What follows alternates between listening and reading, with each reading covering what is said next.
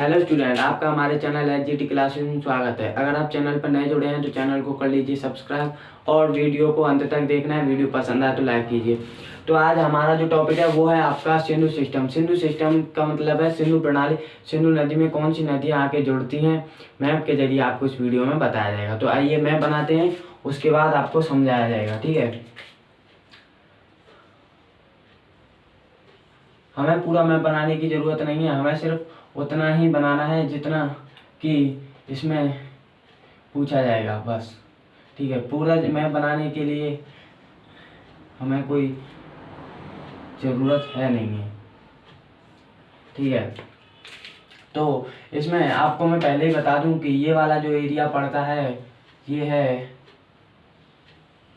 पाकिस्तान का, और ये वाला एरिया है आपका चीन। क्या है? चीन। ये है आपका पाकिस्तान। क्या है? ये पाकिस्तान है। ये पाकिस्तान है, वो चाइना है। तो इसमें और ये वाला जो एरिया बढ़ता है ये आपका अफगानिस्तान का। इसमें ये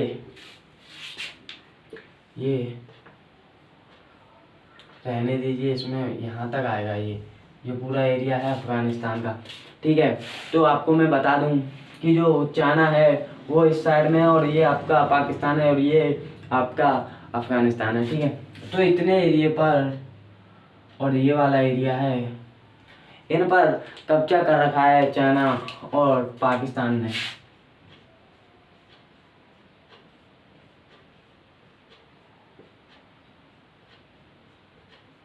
ये वाला एरिया है, इस पर कब्जा कर रखा है चाइना ने। सन 1962 के युद्ध में पंडित जवाहरलाल नेहरू के समय पर इस पर कब्जा कर लिया गया था। जब प्रधानमंत्री पंडित जवाहरलाल नेहरू थे भारत के, तो इस पर कब्जा किया था जब इंडिया और चीन का जो युद्ध हुआ था उसमें। तो ये इसे क्या बोला जाता है? ऐसे बोला जाता है अक्साई चीन। क्या बोला जाता है? अक्साई चीन। अक्साई चीन। ये हमारे लद्दाख का ही हिस्सा है। इस पर कब्जा किया था 1962 में। किसने? चीन ने। अब ये वाला जो एरिया है इस पर कब्जा है पाकिस्तान का। किसका कब्जा है इस पर? पाकिस्तान का। इस पर किसका कब्जा है? पाकिस्तान का। ऐसे क्या बोला जाता है? ऐसे बोला जाता है POK, पाकिस्तान ऑफ कश्मीर, पाकिस्तान अधिकृत कश्मीर। इस पर सन 1947 से ही कब्जा है और पाकिस्तान कहता है कि जम्मू कश्मीर उसका है और हम कहते हैं कि जम्मू कश्मीर हमारा। वैसे जम्मू कश्मीर हमारा ही है और हमारा रहेगा और था, है और रहेगा। और ये इसने कब्जा कर रखा है और इसने भी कब्जा कर रखा है, ये भी हमारा ही है, इसको लेके रहेंगे। ठीक है, तो पाकिस्तान ने कब्जा किया था उसी समय। तो फिर क्या होता है कि ये वाला एरिया पाकिस्तान में जुड़ता है, वो अपने मैप में से जोड़ता है और हम अपने मैप में जोड़ते हैं। ठीक है, तो आगे बताता हूँ। इसमें जो ये वाला एरिया पड़ता है, अब आपको पता होगा हमारे यूनियन टेरिटरी कितने हैं? 8 यूनियन टेरिटरी हैं। और ये है लद्दाख। क्या है? लद्दाख। और ये है आपका जम्मू कश्मीर। क्या है आपका? जम्मू कश्मीर। जम्मू कश्मीर अब आपको पता होगा कि ये धारा 370 हटने के बाद PM नरेंद्र मोदी जी के समय पर, और हैं वो भी अभी भी, तो उनके समय पर ये हटाया गया है, उन्होंने हटवाया है इसे।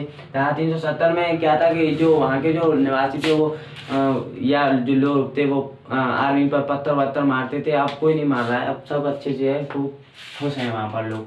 ठीक है, तो क्या है कि जो ये वाला हिस्सा है और ये आपका लद्दाख है। पहले जो पाकिस्तान था वो बोलता था कि हमारा पूरा जम्मू कश्मीर, किसी अंतर्राष्ट्रीय मंच पर जाए वो और वहीं पे जाके शुरू हो जाता था जम्मू कश्मीर जम्मू कश्मीर जम्मू कश्मीर। अब जम्मू कश्मीर का हिस्सा जब ये था, आपको पता है पहले 29 राज्य थे, तो उसमें जम्मू कश्मीर भी एक राज्य था। तो जम्मू कश्मीर का जो टोटल एरिया 2,22,236 किलोमीटर स्क्वायर में है, तो ये पूरा जोड़ता था। लेकिन अब 370 के बाद में ये जो जम्मू कश्मीर है ये बस जम्मू कश्मीर कहते हैं, ये लद्दाख को भी जोड़ के लेता था। अब लद्दाख अलग है, अब वो कहीं पर भी जाएगा तो जम्मू कश्मीर कहेगा। अब हमें इसकी तो कोई टेंशन है नहीं है, वैसे ये हमारे ही हैं, सब हमारा है। इसमें मैप में जो दिख रहा है वो सब हमारा है। ठीक है, तो इन पर ये वाला एस्पेक्ट इसने कब्जा कर रखा है, सही चीन पर चीन ने कब्जा कर रखा है। हमारा टॉपिक है सिंधु सिस्टम। सिंधु नदी का क्या मैटर है वो सब हमारा आज का जो टॉपिक है वो ये है। तो मैं आपको बता दूं कि सिंधु नदी का शुरुआत चीन से होती है, और यह सब मैंने इसलिए बताया कि आप लोगों को ये जानना जरूरी है कि पाकिस्तान और चीन ने हमारे कौन कौन से हिस्सों पर कब्जा कर रखा है। ठीक है, तो यहाँ पर पड़ती है मानसरोवर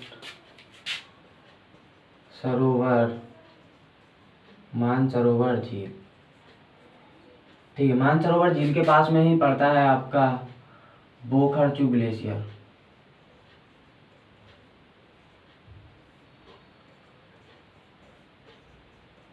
क्या पड़ता है?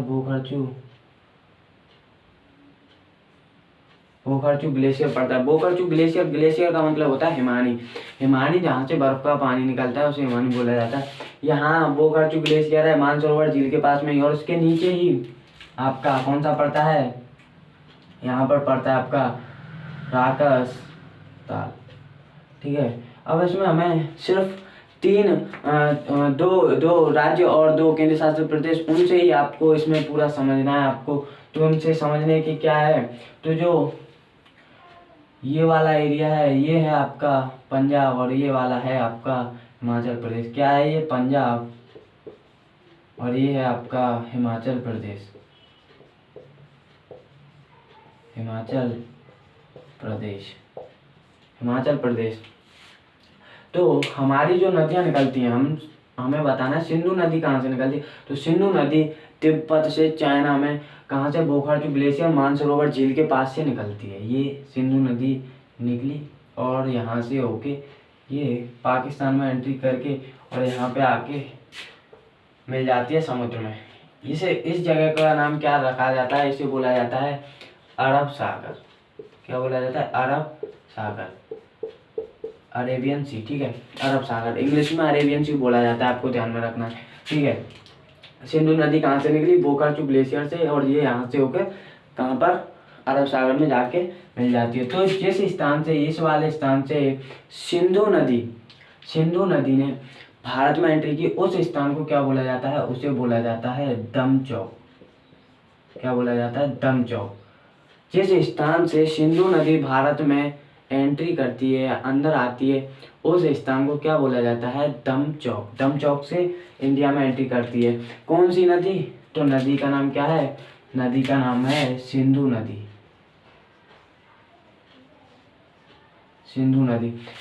आपको मैं बता दूं, जब सिंधु सिस्टम पढ़ाया जाएगा या इंडस वैली सिविलाइजेशन, सिंधु घाटी सभ्यता, उस दिन मैं पढ़ाऊंगा। जिस दिन आप मेरे 100 सब्सक्राइबर करवा देंगे, उस दिन से आपकी हिस्ट्री शुरू कर दी जाएगी और इतनी गजब तरीके से पढ़ाया जाएगा। इसमें तो आपको पता ही है कि इसमें सिर्फ लिखना है और आपको याद करना है, उसमें आपको समझाना है एकदम कहानी के तौर पर। ठीक है, तो सब्सक्राइबर बढ़वाइए आप। ठीक है, तो इसमें सिंधु नदी दमचौक से होकर इंडिया में एंट्री करती है। सिंधु नदी दमचौक से होकर इंडिया में एंट्री करती है, और कहाँ से होकर निकलती है? तो जो स्थान है ये वाला, यहाँ से निकली और पाकिस्तान में एंट्री कर जाती है। क्या नाम है इस स्थान का? चिल्लास नाम की जगह से निकल जाती है और पाकिस्तान में एंट्री कर जाती है चिल्लास स्थान से। ये आपको मैंने बता दिया, ये आपका क्या है? जम्मू कश्मीर, ये आपका लद्दाख है। ठीक है, अब ये पंजाब है, ये हिमाचल प्रदेश। अब राकस ताल की बात बताता हूँ मैं आपको। जो राकस ताल है, यहाँ से आपकी एक प्रमुख नदी है। कौन सी नदी? ये नदी, इसका नाम क्या है? सतलज। भाखड़ा नांगल बांध किस पर है? सतलज नदी पर है।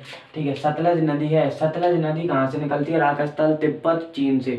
ठीक है, पाकिस्तान में जाके सिंधु नदी में मिल जाती है। इसमें ही एक नदी यहाँ से निकली और ये भी यहाँ पे मिल गई। ठीक है, इस नदी का नाम क्या है? इस नदी का नाम है व्यास। क्या नाम है? व्यास नदी।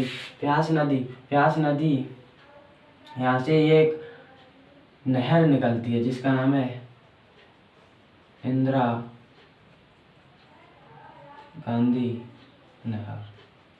अब मैं आपको बताऊँ, देखो, हिमाचल प्रदेश से व्यास नदी निकलती है, पंजाब में जाके मिल जाती हैं दोनों नदियों का जहाँ पर संगम होता है व्यास और सतलज का, वहाँ से एक नहर निकलती है जिसे बोला जाता है इंदिरा गांधी नहर। ये इसलिए बता रहा हूँ क्योंकि ये भारत की सबसे लंबी नहर है। भारत की सबसे लंबी नहर इंदिरा गांधी नहर कौन सी नदियों से के संगम से निकलती है? व्यास, सतलज। कहाँ से? पंजाब में मिलती है, वहाँ से। व्यास नदी कहाँ से निकलती है? हिमाचल प्रदेश से। सतलज नदी राजस्थान, तिब्बत और चीन से। ठीक है, ये भी इसी में आके मिल गई, तो ये यहाँ से ये और बढ़ गई। ठीक है, अब इसमें एक नदी यहाँ से होके निकलती है, ये भी इसमें ही आके मिल जाती है। इस नदी का नाम क्या है? इसका नाम है झेलम। क्या नाम है? झेलम नदी। झेलम नदी। आयरिश स्पीच का युद्ध और झेलम का युद्ध कब हुआ था? 326 ईसा पूर्व में सिकंदर और पोरस के बीच में। ठीक है, तो जब मैं हिस्ट्री पढ़ाऊंगा आपको इतनी गजब बताऊंगा इसमें, तो थोड़ा मैं बता दे रहा हूँ आपको। ठीक है, यहाँ से एक और नदी निकलती है, ये भी इसी में आके मिल जाती है। ठीक है, इस नदी का नाम क्या है? तो इस नदी का नाम है चिनाब। क्या नाम है? चिनाब। चिनाब नदी कहाँ से निकलती है? हिमाचल प्रदेश और जाके जम्मू लद्दाख से होते हुए पाकिस्तान में सिंधु में मिल जाती है। ठीक है, फिर एक यहाँ से नदी निकलती है, ये कौन सी नदी है? इस नदी का नाम क्या है? रावी नदी। क्या नाम है? रावी नदी। रावी नदी पर रणजीत सागर बांध। रावी नदी भी आके इनमें से ही होते हुए ये भी यहीं पर मिल जाती है। और ये सारी नदियाँ किसमें मिल जाती हैं? सिंधु नदी में। किसमें मिल जाती हैं? सिंधु नदी में मिल जाती हैं। अब जो मैं आपको बता दूं कि झेलम जो नदी है, इसकी भारत में कितनी लंबाई है? भारत में कितनी लंबाई है? तो 725 किलोमीटर। 725 किलोमीटर भारत में झेलम नदी की लंबाई है। और टोटल लंबाई झेलम नदी की, झेलम नदी की टोटल लंबाई 1180 किलोमीटर है। और भारत में कितनी है? भारत में 725 किलोमीटर है। और सिंधु नदी की टोटल लंबाई, सिंधु नदी की टोटल लंबाई 2880 किलोमीटर है। और इसकी भारत में 1134 किलोमीटर है। भारत में कितनी है? 1134 किलोमीटर है। और अब आती है आपकी सतलज नदी। जो इम्पोर्टेंट है वही लगा रहा हूँ। सतलज नदी की लगभग कितनी है? 1500 किलोमीटर की लगभग इसकी लंबाई है। अब आती है व्यास नदी। व्यास नदी की लंबाई कितनी है? 470 किलोमीटर है व्यास नदी की लंबाई।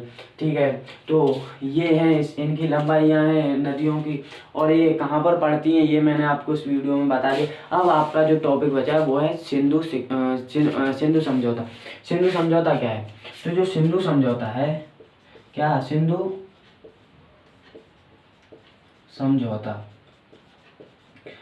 समझौता कब हुआ था? सिंधु समझौता हुआ था सन 1960 में।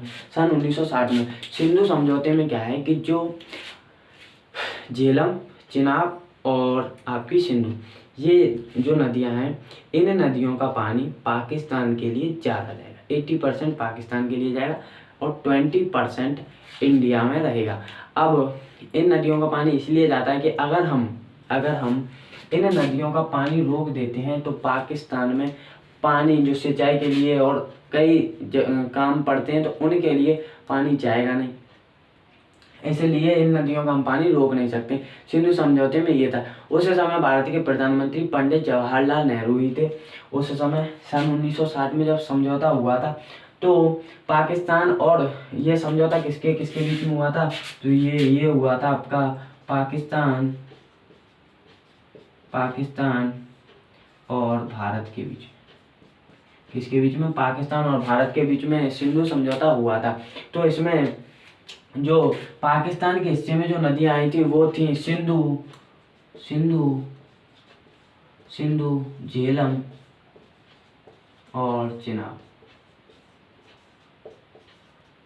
ठीक है, और भारत की जो हिस्से में नदियां आई थी वो थी रावी, व्यास और सतलज।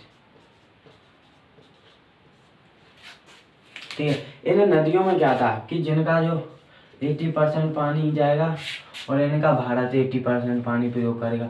अब वो 20% क्यों है? तो वो इसलिए है कि अगर हम पूरा 100% पानी पाकिस्तान को दें, यहाँ पर रहने वाले लोग वो भी तो कुछ पिएंगे पानी, या अपने कपड़े धोने के लिए, अन्य कामों के लिए वो भी प्रयोग करेंगे। लेकिन हाँ, उनके लिए ये 20% छोड़ा गया। लेकिन जो हमारा जो 80% पानी है वो इस वजह से हम इसमें प्रयोग नहीं कर सकते। जैसे कि सरकार होती है वो डैम्स बना देती है, वहाँ से विद्युत का निर्माण किया जाता है, लाइट का या बिजली का निर्माण करते हैं।